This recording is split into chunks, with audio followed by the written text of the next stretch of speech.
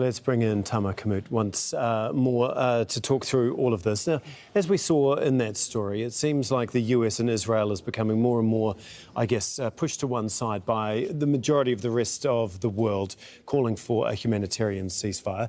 At the moment, we are seeing the Turkish President, Recep Tayyip Erdogan, with a huge rally in Istanbul. We were talking to our correspondent earlier, and he said that there were approximately 1 million people that have turned out.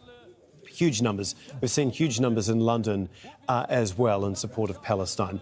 Does that, I mean, apart from, I guess, as a show of solidarity, does it actually do anything for the people in Gaza? Because it does seem at this point in time that Israel and the US, to a certain extent, simply aren't listening. Tom, yes, these developments are really positive and very much encouraged at this stage, because the streets have spoken. I mean, different capitals in the world.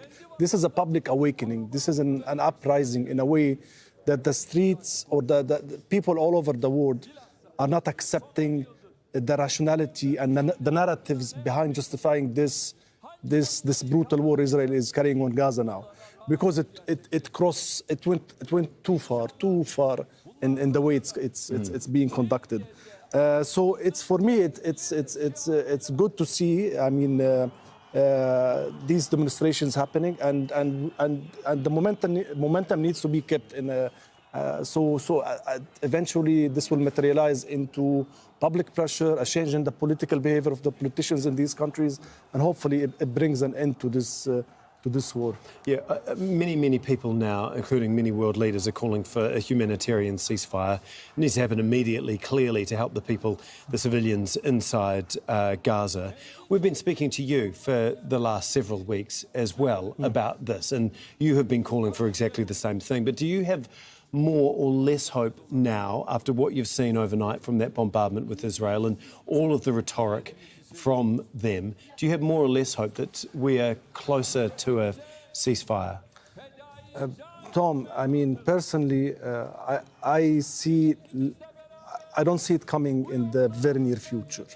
I still see that the US have a green light from Israel has a green light from the US to keep the pace of this military operations and even continue escalate it further. Because when we listen to Israeli politicians, they still keep repeating the same goal, which is an utter defeat and getting rid of Hamas regime in Gaza. So I didn't see the goals changing. The main goal is still the same.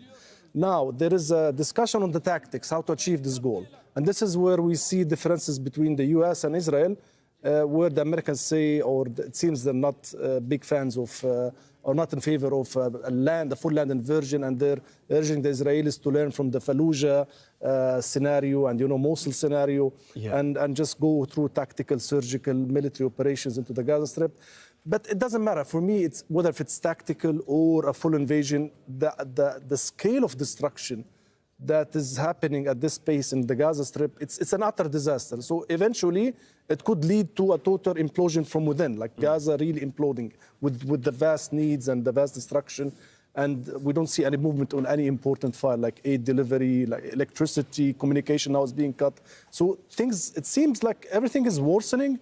So you see the international community is demanding and wants to see an immediate ceasefire. Even the US lecturing Israel on allowing some humanitarian corridors. But in reality, the actions of Israel is totally in a different path, in a different way. And it worries me that Israel feels it's protected and it has a green light to just keep doing whatever it's doing now. It certainly appears that way with the communications with internet and phones being cut off about this time yesterday as well. It's unbelievable. Yeah, it's unbelievable. Thank you once again, Tamer Qarmout. Thank you.